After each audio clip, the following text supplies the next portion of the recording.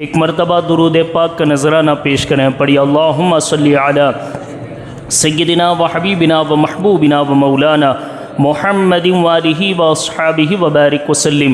صلاۃ و سلاما علیک یا رسول اللہ، صلاۃ و سلاما علیک یا حبیب اللہ صلی اللہ تعالی علیہ وسلم. حضرات گرامی، آج ہم جس عظیم ہستی کا ذکر خیر سننے جا رہے ہیں، جن کے ذکر سے آج ہم اپنے عشق کو دوبالا کرنے جا رہے ہیں، جن کے ذکر سے ہم اپنے ایمان کو تازہ کرنے جا رہے ہیں، وہ عظیم ہستی ہیں صحابی رسول، سید المؤذنین، عاشق مصطفیٰ، جانی سارے مصطفیٰ، حضرت سیدنا بلال حبشی رضی اللہ تعالیٰ عنہ. حضرت بلال حبشی رضی اللہ تعالیٰ عنہ کی ذات پاک محتاج تعارف نہیں ہے. ہر بڑا، ہر بچہ حضرت بلال حبشی رضی اللہ تعالیٰ عنہ کے نام سے واقف ہے، اور ہر مومن یہ دعا کرتا ہے ہمیں بھی عشق بلالی مل جائے، ہمیں بھی حضرت بلال حبشی کا ایمان مل جائے، ہمیں بھی بلال حبشی کے عشق کا کچھ صدقہ مل جائے، کچھ خیرات مل جائیں. بلال حبشی کے اس سمندر سے ایک قطرہ بھی عشق کا مل جائے تو ایمان مضبوط ہو جاتا ہے، عشق رسول میں کامیاب ہو جاتا ہے. سیدنا بلال حبشی رضی اللہ تعالیٰ عنہ کی ذات بڑی مشہور اور معروف ذات ہے. آج میں کوشش کروں گا مستند احادیث سے اور مستند حدیث کی کتابوں سے آپ حضرات کے سامنے سیدنا بلال حبشی رضی اللہ تعالیٰ عنہ کے ذکر اور آپ کے تذکرے رکھ سکوں. سب سے پہلے حضرت بلال حبشی رضی اللہ تعالیٰ عنہ، آپ کا آبائی خاندان یعنی آپ کے دادا اور پردادا یہ کہاں کے رہنے والے تھے؟ مشہور ہے آپ کے نام کے سامنے بلال کے ساتھ لگتا ہے حبشی، اور حبشی ہے حبشہ کی طرف نسبت کرتے ہوئے. اور حبشہ ایک ایسا ملک ہے جہاں عیسائی کی حکومت تھی، جہاں سارے شہر والے، سارے ملک کے ماننے والے یہ عیسیٰ علیہ السلام کے ماننے والے کہلاتے ہیں، اور اس سے تعلق رکھنے والوں کو حبشی کہا جاتا ہے. اور آپ کو یہ بھی معلوم ہونا چاہیے جو حبش کے رہنے والے ہیں، حبشہ کے، ان لوگوں کا رنگ بظاہر بڑا کالا ہوتا ہے، ہونٹ بڑے موٹے موٹے ہوتے ہیں، ان کی قد و قامت بڑی عجیب ہوتی ہیں. جیسا کہ ہم ویسٹ انڈیز کے لوگوں کو دیکھتے ہیں، ان کی قامت، قد و قامت الگ ہوتی ہیں، چہرہ کالا ہوتا ہے، ہونٹ بڑے موٹے موٹے ہوتے ہیں. تو یہ حبشہ بھی اسی علاقے سے تعلق رکھنے والا تھا، اور بلال حبشی رضی اللہ تعالیٰ عنہ کا جو خاندان ہے وہ حبشہ کا ہے. آپ کے والد کا نام رباح ہے اور والدہ کا نام حمامہ ہے. اور بلال حبشی رضی اللہ تعالیٰ عنہ کے ایک بھائی کے تعلق سے بھی احادیث میں ذکر ملتا ہے، اور ایک بہن کے تعلق سے بھی احادیث میں ذکر ملتا ہے. حضرت بلال حبشی رضی اللہ تعالیٰ عنہ کیسے دکھتے تھے، اور آپ کی جو صورت کیسی تھی، آپ کی کیفیت کیسی تھی، اس کے تعلق سے مستدرک علی صحیحین میں امام حاکم رضی اللہ تعالیٰ عنہ بیان کرتے ہیں. آپ فرماتے ہیں کہ حضرت مکحول رضی اللہ تعالیٰ عنہ کہتے ہیں کہ حضرت بلال کا رنگ کالا تھا، اور جسامت یعنی آپ کا جسم بڑا کمزور، پتلا دبلا تھا، اور آپ کی جو ہائٹ تھی وہ بڑی لمبی تھی، اور آپ ہمیشہ جھکے ہوئے ہوتے تھے، اس طرح جیسے انسان جھکتا ہے نا، اس طرح آپ جھکے ہوئے ہوتے تھے. اور آپ کے بال بڑے گھنے تھے، گھنے بال تھے، اور گال جو ہیں آپ کے جو گال مبارک ہیں وہ سکڑے ہوئے تھے، یعنی گال لگ گئے تھے جسے ہم بولتے ہیں، سکڑے ہوئے تھے. اور بال آپ کے اکثر کالے تھے، بہت کم ایسا تھا کہ جس میں بال جو ہیں سفید سفید تھے. اور آپ وہ صحابی ہیں، امام مکحول حضرت مکحول فرماتے ہیں جنگ بدر میں، جنگ احد میں، جنگ خندق میں، اور تمام جنگیں جو اسلام میں لڑی گئی حضور کی سرپرستی میں، ان تمام جنگوں میں بلال حبشی حضور علیہ الصلوۃ والسلام کے ساتھ ساتھ کھڑے تھے.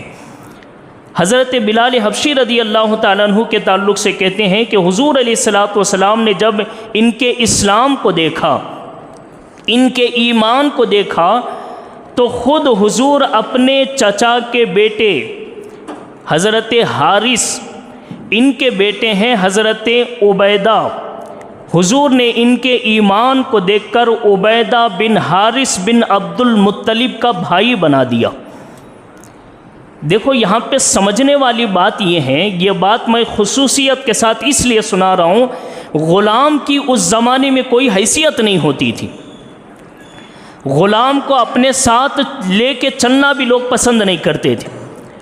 اگر غلام کو اپنے ساتھ چلنا ہوتا، مالک کے ساتھ چلنا ہوتا، تو اس کا قاعدہ، اس کا قانون یہ ہوتا تھا، چپل کو نکالنا پڑتا، ہمیشہ چھاتا سر پہ مالک کے رکھنا پڑتا، اور جہاں جہاں مالک جاتا پیچھے پیچھے پیدل پا پیادہ یعنی بغیر چپل کے چھاتا لے کے چلنا پڑتا۔ اور کسی دعوت میں جب کوئی مالک غلام کا شریک ہوتا تو غلام کو اندر آنے کی اجازت بھی نہیں تھی۔ یہ غلام کی اس وقت جو ہے حیثیت ہوا کرتی تھی، لیکن حضرت بلال حبشی اسلام قبول کرتے ہیں تو دیکھو ہمارے نبی کے اخلاق کیسے ہیں، اسلام کا کردار کیسا ہے۔ ہمارے نبی صلی اللہ تعالیٰ علیہ وسلم نے کسی عام صحابی کے ساتھ بلال حبشی کو بھائی نہیں بنایا، خود اپنے چچا کے بیٹے حضرت عبیدہ بن حارث بن عبد المطلب کا بھائی بنایا، اور حضور نے بلال حبشی کو عبیدہ کا بھائی بنا کے سمجھایا کہ لوگوں، اسلام غلام و مالک کو نہیں دیکھتا، اسلام کالا گورا نہیں دیکھتا، اسلام مقام و مرتبے والا نہیں دیکھتا، اسلام تقوی طہارت دیکھتا ہے۔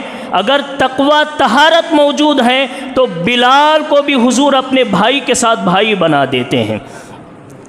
یہ حضرت بلال حبشی رضی اللہ تعالیٰ عنہ کی شکل و صورت تھی، جسے امام حاکم رضی اللہ تعالیٰ عنہ نے مستدرک میں بیان کیا، اور فرماتے ہیں کہ حضرت بلال حبشی رضی اللہ تعالیٰ عنہ جب اسلام قبول کرتے ہیں، بہت کم لوگوں کو یہ بات معلوم ہے، آج میں انشاءاللہ کوشش کروں گا وہ باتیں بتاؤں جو بہت کم آپ نے سنا ہے، اور ویسے بھی بلال حبشی کی سیرت بہت کم بیان کی جاتی ہیں، ایک آدھ دو واقعہ سنا دیے جاتے ہیں، پھر اس کے بعد حضرت بلال حبشی کے تذکرے کو چھوڑ دیا جاتا ہے۔ لیکن آج میں کوشش کروں گا کہ بہت اچھی اور نئی ایسی باتیں جو آپ نے نہیں سنا ہے وہ آپ کے سامنے پیش کروں۔ حضرت بلال حبشی اسلام قبول کرتے ہیں، کن لوگوں میں سے ہیں بلال حبشی؟ حضرت عبداللہ بن مسعود رضی اللہ تعالیٰ عنہ بیان کرتے ہیں، کہتے ہیں کہ حضرت بلال حبشی ان 7 لوگوں میں سے ہیں، ان 7 ممبرز میں سے ہیں جنہوں نے کفار مکہ کے سامنے اپنے اسلام کو ایسا ظاہر کیا کہ پورے مکے میں کسی کے سامنے ان کا اسلام چھپا ہوا نہیں تھا۔ 7 لوگوں میں سے ایک بلال حبشی ہیں، اور وہ 7 لوگ کون ہیں دیکھیے۔ پہلے تو حضور علیہ الصلوۃ والسلام کی ذات مبارکہ، حضور علیہ الصلوۃ والسلام نے اعلان فرمایا میں اللہ کا نبی ہوں، اعلان فرمایا کہ میں بتوں کا ماننے والا نہیں ہوں، اعلان فرمایا میں ایک خدا کا ماننے والا، اس کا پیغمبر اور رسول ہوں۔ نبی کریم نے اعلان فرمایا، ساتھ ہی ساتھ سیدنا ابو بکر صدیق نے بھی کھلم کھلا اعلان کیا میں مسلمان ہوں۔ پھر اس کے بعد حضرت عمار بن یاسر رضی اللہ تعالیٰ عنہ نے بھی کھلم کھلا اعلان کیا کہ میں مسلمان ہوں۔ آپ کی امی حضرت سمیہ نے کھلم کھلا اعلان کیا کہ میں مسلمان ہوں۔ حضرت صہیب رومی نے بھی کھلم کھلا اعلان کیا کہ میں مسلمان ہوں۔ حضرت مقداد نے بھی کھلم کھلا اعلان کیا میں مسلمان ہوں، اور حضرت بلال حبشی نے بھی کھلم کھلا اعلان کیا کہ میں مسلمان ہوں۔ یہ وہ 7 عظیم ہستیاں ہیں جنہوں نے اسلام قبول کرنے کے بعد کھلم کھلا مکے والوں کے سامنے کہا، مکے والوں تم چاہے 1000 ظلم و ستم کرو، لیکن ہم کہتے ہیں سچا خدا اگر کوئی ہے تو وہ صرف محمد کا خدا ہے، اگر کوئی سچا خدا ہے تو وہ پھر نبی کریم کا خدا ہے۔ کھلم کھلا اعلان کرنے والے، کھلم کھلا اعلان ہوا۔ حضرت ابو بکر صدیق بڑے مالدار تھے، حضور علیہ الصلوۃ والسلام کا خاندان پورے مکے میں عظیم خاندان تھا، اور دوسرے بھی ایسے لوگ تھے جن کے ساتھ خاندان والے کھڑے تھے، لیکن بلال حبشی تاریخ کے وہ عظیم ہستی ہیں، وہ تنہا آدمی ہیں جن کے ساتھ کوئی قبیلہ نہیں، جن کے ساتھ کوئی خاندان نہیں، جن کے ساتھ اپنا کوئی نہیں، یہاں تک کہ خود مالک بھی ان کا دشمن بنا ہوا بیٹھا تھا، خود ان کا مالک۔ اور آپ کو یہ بات بھی معلوم ہونا چاہیے کہ حضرت بلال حبشی جب مکے غلام بن کے آئے تو امیہ بن خلف کے غلامی میں سیدھا سیدھا نہیں آئے، بلکہ آپ ایک عورت کے غلام تھے۔ ایک عورت نے مکے کے بازار میں آپ کو خریدا تھا، اور بلال حبشی کی دیکھ بھال کے لیے اس عورت نے امیہ بن خلف کے حوالے کیا تھا، اور اس عورت نے کہا تھا کہ امیہ یہ تمہاری خدمت کرے گا، تمہارے پاس رہے گا، تم اس کا خرچہ بھی اٹھاؤ گے، لہٰذا اس غلام کو میں تمہارے حوالے کرتی ہوں۔ اس وقت سے امیہ بن خلف کے پاس اس کی غلامی میں حضرت بلال حبشی رہنے لگے۔ اب جب اسلام قبول کرتے ہیں تو وہ جو امیہ بن خلف تھا کس طرح کا ظلم کرتا تھا، کیسے آپ کے اوپر ظلم کے پہاڑ توڑے گئے، یہ اسلام کا ایک انوکھا باب ہے۔ آج ہم تک اگر اسلام پہنچا ہے آسانی سے نہیں پہنچا۔ اگر آج ہم اپنے مسجدوں میں آرام سے فین و اے سیوں کے نیچے بیٹھیں، آسانی سے نہیں آیا ہم تک اسلام۔ صحابہ کرام کی بڑی محنتیں ہیں اس کے پیچھے۔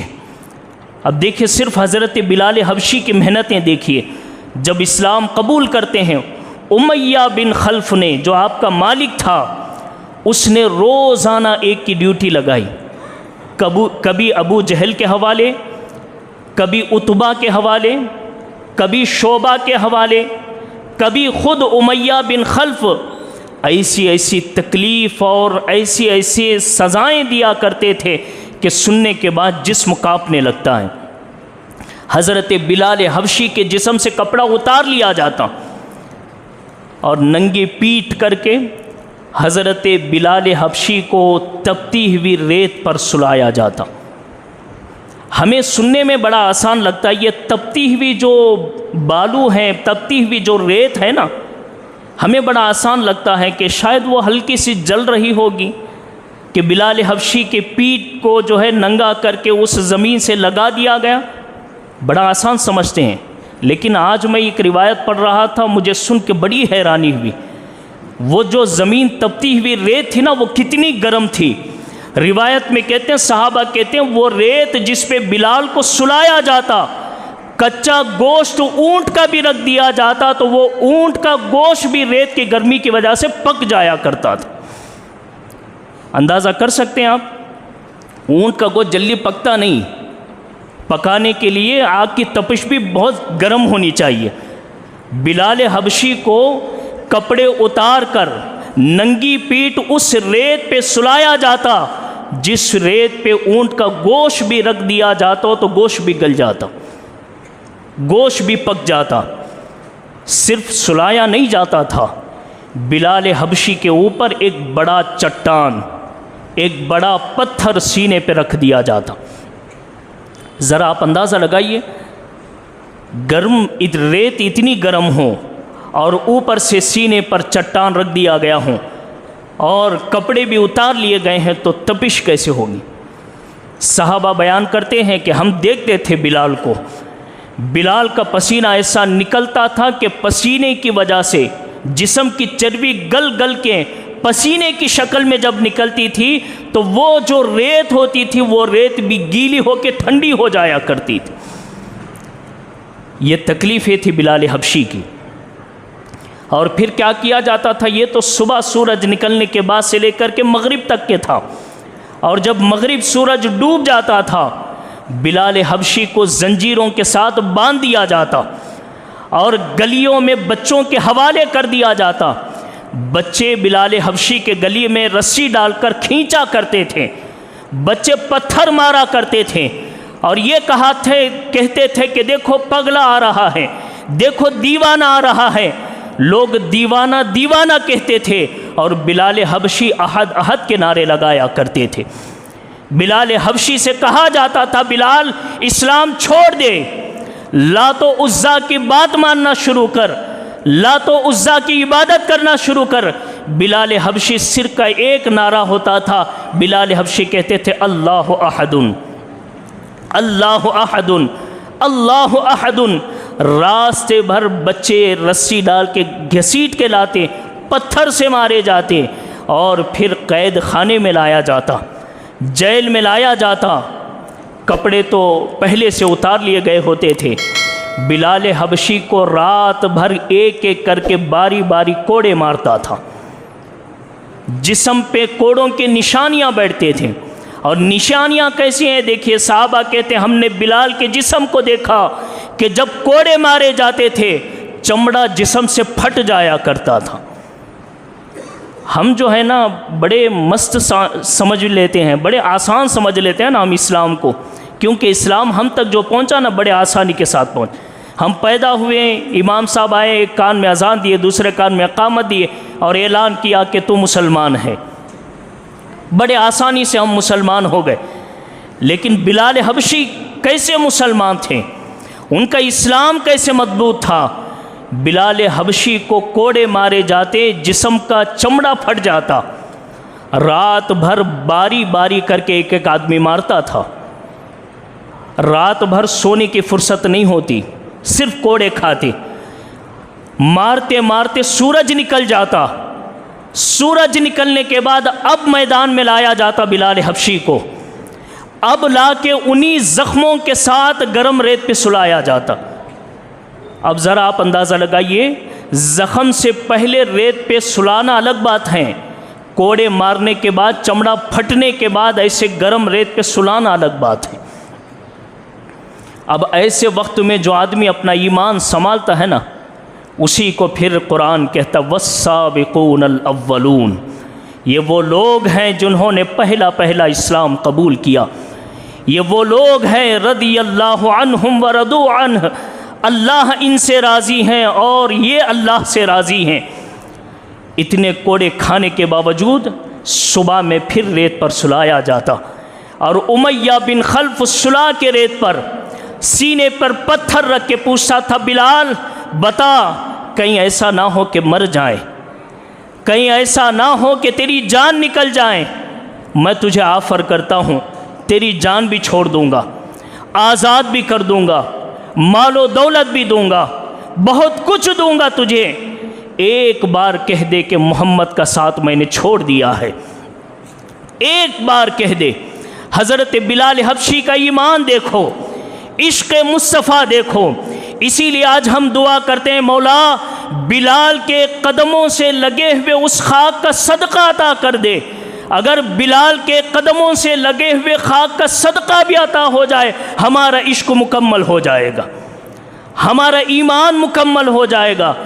بلال حبشی کو ریت پر سلا کے سینے پہ پتھر رکھ کے جب پوچھتا تھا امیہ بن خلف بتا بلال ایک بار بول دے، اگرچہ بعد میں جا کے مسلمان ہی رہنا، لیکن ایک بار بول دے میں نے محمد کا ساتھ چھوڑ دیا ہے۔ بلال حبشی امیہ سے کہتے امیہ جتنا مارنا ہے مار لے، یہ نہ سمجھ کہ میرے ساتھ کوئی خاندان والا نہیں ہے، یہ نہ سمجھنا کہ میرے ساتھ میرا رشتہ دار کوئی نہیں ہے، یہ نہ سمجھنا کہ میرے ساتھ میرا بھائی، میری بہن، میرے ماں باپ کوئی نہیں ہے۔ امیہ یاد رکھ، میرے ساتھ کوئی ہو یا نہ ہو، لیکن اللہ کا محبوب مدینے کے تاجدار میرے ساتھ کھڑا ہوا ہے، میں حضور کا دامن کبھی نہیں چھوڑ سکتا، جان چلی جائے۔ حضرت بلال حبشی کے اس تکلیف کو ایک مرتبہ ورقہ بن نوفل نے دیکھا۔ یہ روایت بھی بڑی کمال کی ہے جو میں نے آج پڑھی ہے۔ امام بیہقی شعب الایمان میں اس حدیث کو لکھتے ہیں ورقہ بن نوفل یہ کون ہے؟ حضرت ختیجۃ الکبریٰ کے چاچا زاد بھائی، تورات، انجیل، زبور کے زبردست عالم، تورات کے بھی، انجیل کے بھی، زبور کے بھی زبردست عالم۔ کیسے عالم ہیں؟ عبرانی زبان، سریانی زبان میں جو تورات، انجیل، زبور تھی اس کو عربی میں ٹرانسلیٹ کیا کرتے تھے، اس کا ترجمہ کیا کرتے تھے۔ جب یہودی آتے تھے آپ کے پاس جب عیسائی آتے تھے آپ کے پاس کہ بتاؤ عربی میں کیسے ہم تورات کو بیان کریں، بتاؤ انجیل کو کیسے عربی میں بیان کریں، بتاؤ زبور کو کیسے ہم بیان کریں، بڑے آسانی کے ساتھ تورات، انجیل، زبور کا عربی میں ترجمہ کیا کرتے تھے۔ ورقہ بن نوفل، جب حضور علیہ السلام پر پہلی وحی نازل ہوئی نا، اقرأ بسم ربک الذی خلق، پہلی وحی کے بعد حضور علیہ السلام کا جسم مبارکہ کانپنے لگا، اور حضور علیہ السلام سیدہ خدیجۃ الکبریٰ کے پاس آئے تو سیدہ خدیجۃ الکبریٰ حضور کو لے کر ورقہ بن نوفل کے پاس گئیں اور کہتی ہیں کہ اے میرے چچا زاد بھائی، ذرا بتا میرے شوہر کی یہ کیفیت کیسی ہے، ذرا بتا میرے آقا کی یہ کیفیت کیسی ہے۔ ورقہ بن نوفل نے کہا میں نے تورات میں، انجیل میں، زبور میں پڑھا ہے، جو کیفیت تمہارے شوہر محمد کی تھی وہی کیفیت طور پر موسیٰ کی تھی، وہی کیفیت عیسیٰ کی تھی، وہی کیفیت داؤد کی تھی۔ اور اے ختیجہ، میں تجھے خوشخبری سناتا ہوں، اللہ نے تیرے شوہر کو پیغمبر بنا کے بھیجا ہے دنیا میں۔ یہ وہی ورقہ بن نوفل ہے۔ ایک مرتبہ بازار سے گزر رہے تھے، بلال حبشی کو دیکھا کہ زمین پر لٹا کر سینے پہ پتھر رکھ کے ستایا جا رہا ہے، تکلیف دیا جا رہا ہے۔ اتنا بڑا عالم تورات و انجیل و زبور کا، کیا کہتے ہیں؟ ورقہ بن نوفل کہتے ہیں کہ بلال، جو تو نعرہ لگا رہا ہے نا احد احد احد کا، میں نے تورات میں بھی یہی پڑھا، میں نے انجیل میں بھی یہی پڑھا، میں نے زبور میں بھی یہی پڑھا۔ بلال تو نعرے لگاتے جا اور وہ عہد تیرے ساتھ ہوتا جائے گا، وہ خدا تیرے ساتھ ہوتا جائے گا۔ حضرت بلال حبشی نعرے لگاتے جاتے ہیں، اور پھر ورقہ بن نوفل کے جملے سنیے، ایمان تازہ ہو جائے گا، بلالی عشق پیدا ہو جائے گا۔